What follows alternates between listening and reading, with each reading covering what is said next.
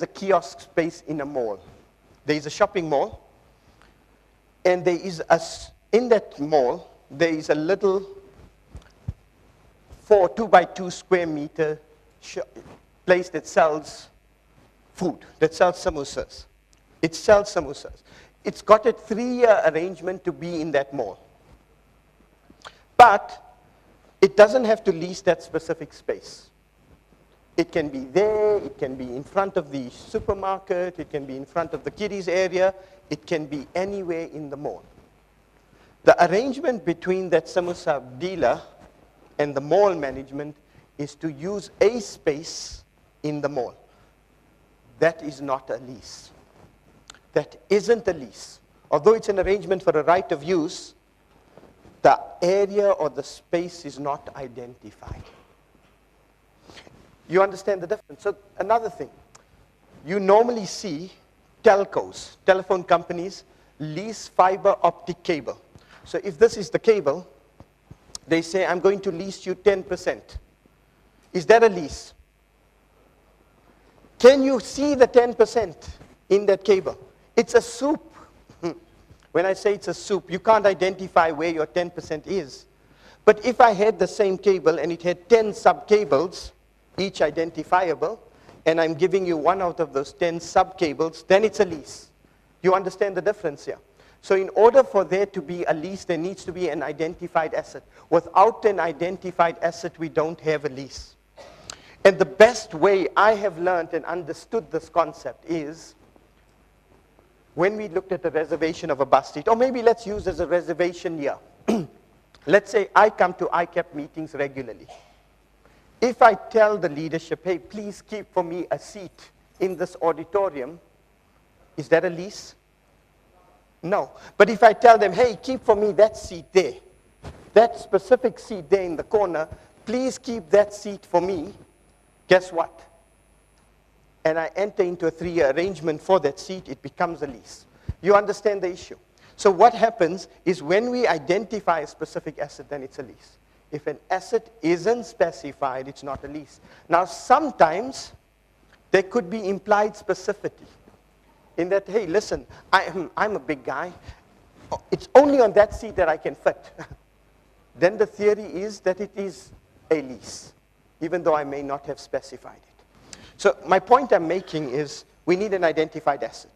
This is the same as IS 17. Unfortunately, in IS 17, we did not apply our mind so much. You know why?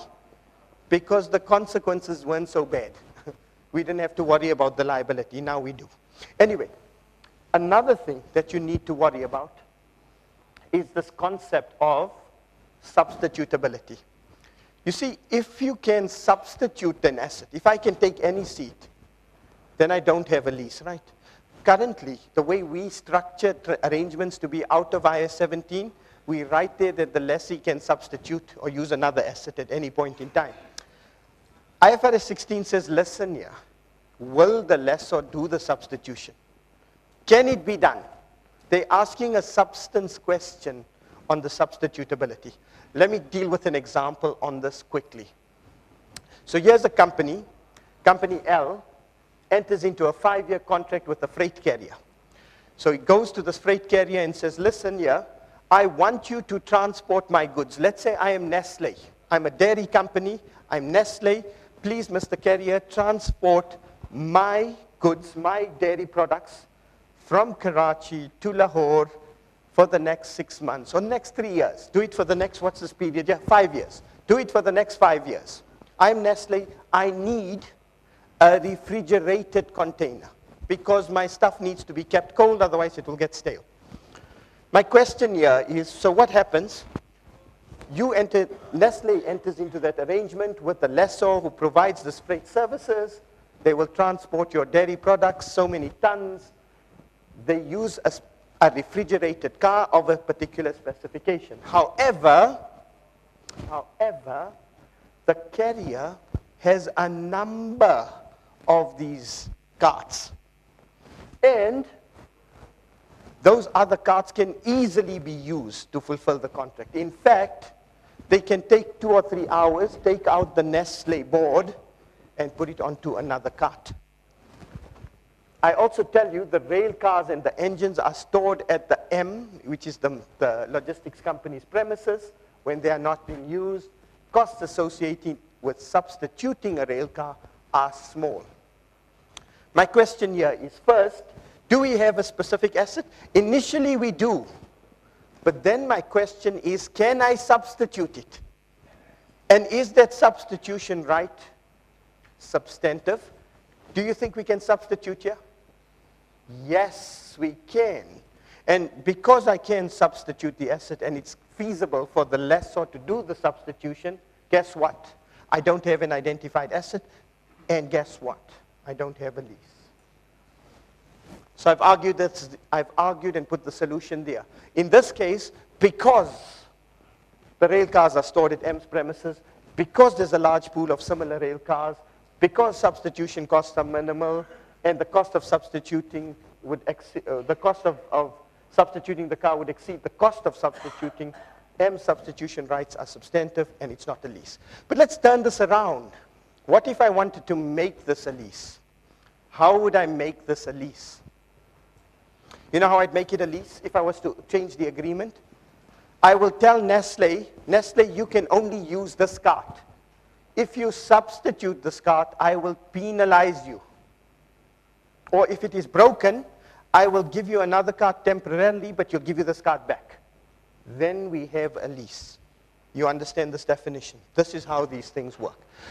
But for me, that's the easy part of the lease definition.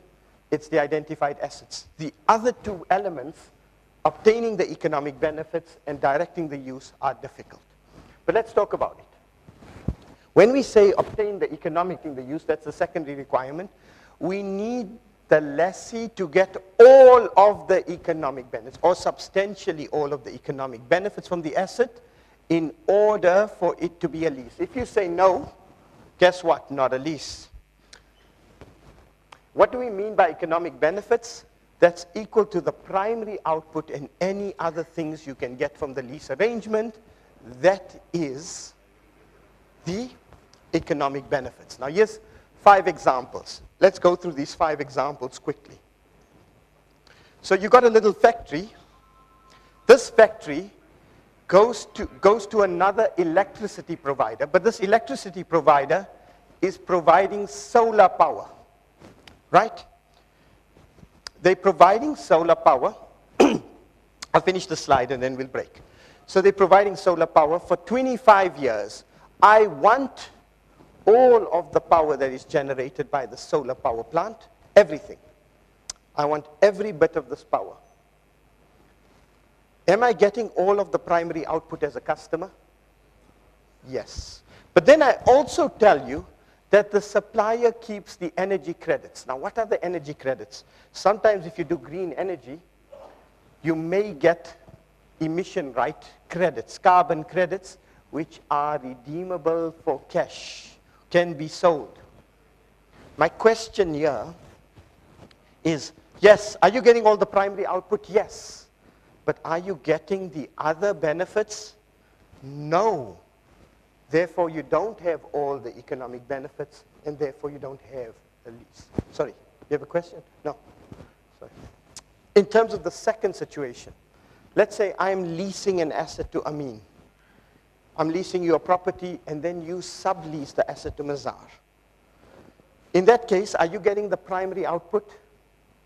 You got some of the output and you're giving him some of it, but are you getting the benefit of it? If yes, then you have substantially all the economic benefits and you have a lease.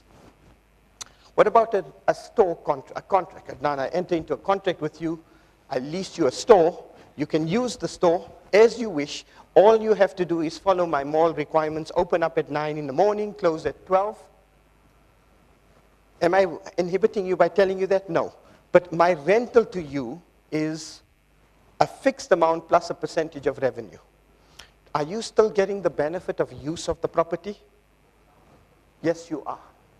Even though I'm charging you rental based on your revenue, I'm not stealing your benefit. You can still decide how to use the shop and what to sell and how much to sell it for. What about a car contract? You're a car hire company. like an Avis or something, and guess what you do? You say, look here, I'm going to hire you, lease you a car for 2 years, but you can only drive a maximum of 20,000 miles a year, and only in Pakistan. Does the customer have all the economic benefits, or does this here really trouble him? By setting limits, he accepts the limits. Now that he's accepted the limits, does he have all the economic benefits of the car? Yes. Let's look at another situation. So there's a jet. I need to use the jet for my corporate travel, but I don't use it all the time. I enter into a 2-year contract with a jet company, private jet company. They transfer my executives. In another instance, other people can also use this jet.